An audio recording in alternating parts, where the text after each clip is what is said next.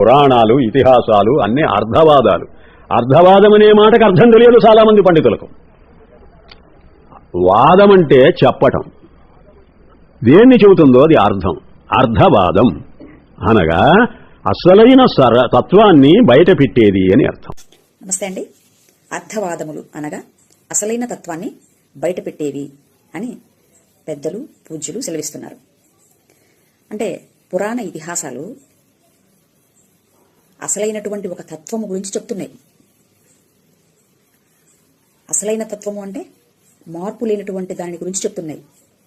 అంటే సత్యము గురించి చెప్తున్నాయి. దేని గురించి వివరిస్తున్నాయో అది తానవ్వలేదు. అంటే ఆ తత్వమే తానైనటువంటి వాడు ఎవడో, మార్పు లేనటువంటి వాడు ఎవడో, గుణాతీతము నాశరహితం అయినటువంటి వాడు ఎవడో, వాడి గురించి పురాణ ఇతిహాసాలు చెప్తున్నాయి. అంతే సింపుల్. కనుక పురాణ ఇతిహాసాలలో ఉండేటువంటి నిగూఢమైనటువంటి నీతిని పట్టుకోవడానికి ప్రయత్నించండి సార్. పైపైన భక్తిని కాకుండా భక్తిలో శక్తిని ఆశ్రయించండి అని పెద్దలు మనకు చెప్పకనే చెప్తున్నారు.